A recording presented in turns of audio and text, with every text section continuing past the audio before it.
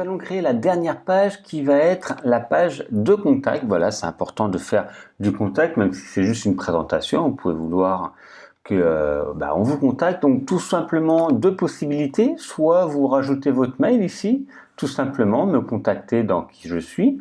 Vous mettez le mail et un lien qui ouvre une boîte mail tout simplement. Donc c'est également une possibilité. Ou on fait une nouvelle page où vous écrivez votre mail et vous cliquez, ou soit on fait directement un formulaire. On va passer sur le formulaire, comme ça sera une autre technique que vous pouvez voir. Donc là, il va falloir télécharger une extension. Donc vous cliquez sur extension ajouter. Et là, celui qu'on veut utiliser de formulaire, on l'utilise aussi bien quasiment pour tout, pour le e-commerce, on a besoin d'une page contact, pour un portfolio, pour un site business, etc. Donc ici, par exemple, vous tapez contact, donc je suis dans extension ajoutée dans les mots.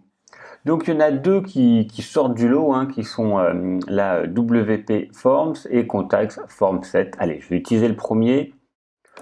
Là, ils sont assez simples, vous allez voir. Donc je clique sur installer. L'installation va se faire plus ou moins longue suivant votre débit internet. Et ensuite, on va pouvoir l'activer. Et automatiquement, quand on va l'activer, ici, il va avoir dans la colonne un nouvel onglet qui va s'appeler Contact. Voilà, il est arrivé ici, Contact. Qu'est-ce qu'on retrouve? On a la possibilité de formulaire de contact, créer un formulaire et intégration. Donc, je vais faire créer un formulaire. Par défaut, j'ai un formulaire qui apparaît, je vais donner un nom, c'est juste pour moi m'en souvenir. Donc, contactez-moi par exemple. Contactez-moi. Alors, au niveau du formulaire, là, il y a des petits onglets qui apparaissent qui me permettent d'ajouter des labels. Des labels, c'est là où on va écrire le nom. Vous pouvez donc, par défaut, il y a un label nom, votre adresse mail, un objet, un message envoyé. C'est assez classique. Souvent, ça suffit. Si vous avez besoin de rajouter des numéros de téléphone, des zones de texte, des menus déroulants ou autres, vous cliquez et vous les ajoutez. Vous pouvez changer à la volée ici le nom, donc ne changez pas ça, parce que ça c'est propre à un code, mais vous pouvez changer ici au lieu de marquer nom, vous pouvez marquer votre prénom, et il marquera votre prénom. Ici ça peut être votre mail, enfin vous mettez ce que vous voulez, vous pouvez changer le texte juste là. Ensuite l'email, vous cliquez sur email, et là vous savez à quel endroit ça va être envoyé, comment et où ça va être envoyé. Donc moi je vais recevoir un mail à cette adresse-là, bon elle n'existe pas. Donc ça va être envoyé donc là il va falloir mettre votre adresse mail. Et l'objet, donc ça va être l'objet que vous allez recevoir par rapport au formulaire qui va être rempli, l'entête, et ici vous pouvez avoir à la fin, pour différencier si vous êtes sur votre boîte mail, vous recevez plusieurs mails, voilà, vous pouvez dire ce mail a été envoyé à partir de tel ou tel site, vous pouvez avoir plusieurs sites à gérer, comme ça vous permet de savoir où c'est. Vous pouvez mettre même des préfixes au début de l'entête. Le message, alors souvent c'est bien fait, vous pouvez le changer si vous voulez, vous voyez, c'est des réponses à toutes les erreurs possibles. Quand le message est envoyé, merci pour votre message est envoyé. Vous pouvez faire plus long.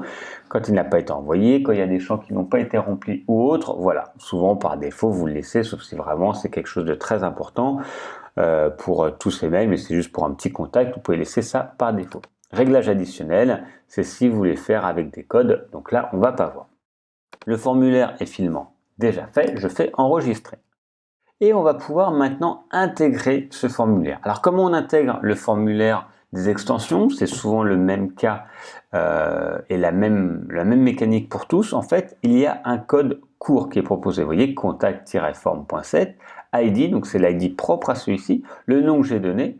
Et en fait, on pourra en faire différents. On pourra faire un contact, par exemple, pour une demande de renseignement sur un produit spécifique, sur envoyez-moi un produit, demandez-moi une question, un message, ou plus pour une newsletter pour que vous receviez ces coordonnées. Donc, on peut en faire plusieurs et les placer à des endroits différents sur votre site. Voilà comment générer. Ici, on va voir maintenant comment l'intégrer.